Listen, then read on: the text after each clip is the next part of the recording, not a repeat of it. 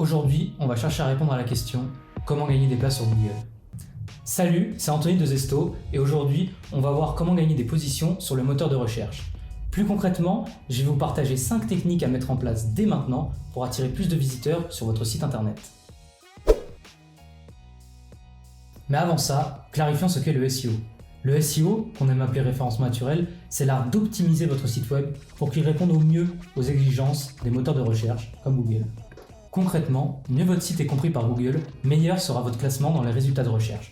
Quand on fait du SEO, ce qu'on va chercher à faire, c'est optimiser au maximum votre site web ou une page spécifique pour qu'elle rank mieux sur Google, c'est-à-dire que son classement s'améliore.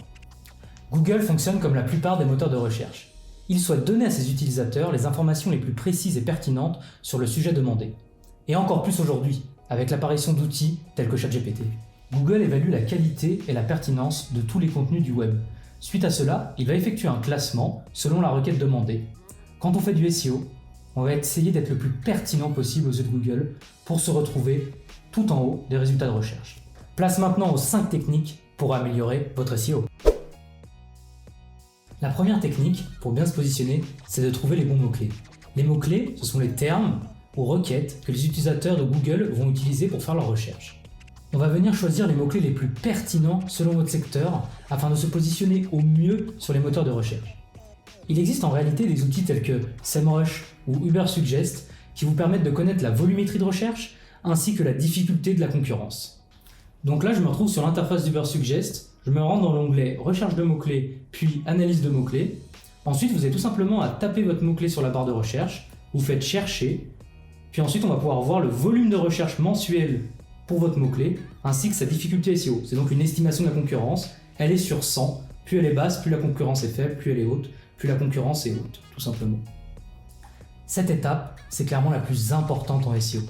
Si vous la réalisez mal, toutes les autres techniques que je vais vous présenter resteront peu, voire pas efficaces, donc faites attention.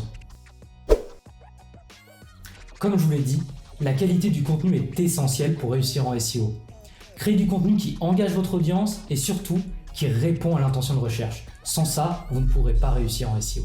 Pour répondre au mieux à l'intention de recherche, rendez-vous sur Google, tapez votre mot-clé, puis regardez la SERP, la page de résultats de recherche. Comme ça, vous saurez exactement ce que recherchent vos utilisateurs et vous pourrez répondre au mieux à leurs attentes. Pour ce faire, je vous conseille de regarder le top 10 et de savoir si les contenus les mieux rankés, les mieux positionnés, sont des articles, des pages de vente, des pages produits ou tout autre type de contenu.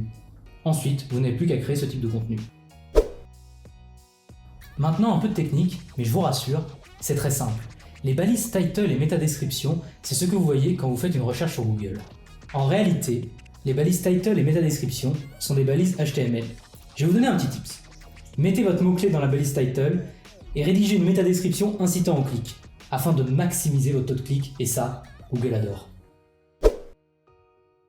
Comme je vous l'ai dit, les robots de Google passent de lien en lien afin d'analyser le contenu des pages web.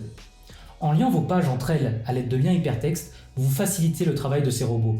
Et ça, Google saura vous remercier en vous plaçant tout en haut des résultats de recherche. Vous avez ici l'exemple avec un de nos articles, donc je vais simplement cliquer sur trafic organique et je vais me retrouver sur un autre article qui traite du trafic organique. Aujourd'hui, les tailles d'écran sont très variables. Vous pouvez avoir des petits ordinateurs, des grands téléphones portables ainsi que des tablettes. Google accorde de plus en plus d'importance à ce que l'on appelle le responsive design, c'est-à-dire avoir un design adapté à toutes les tailles d'écran. Maintenant, tu peux mettre en place toutes ces techniques et observer comment ton site gagne en visibilité. Si tu as des questions, n'hésite pas à les poser dans les commentaires de cette vidéo. Moi, c'est Anthony, je suis le cofondateur de l'agence Zesto et on aide les entreprises à trouver plus de clients via leur site internet.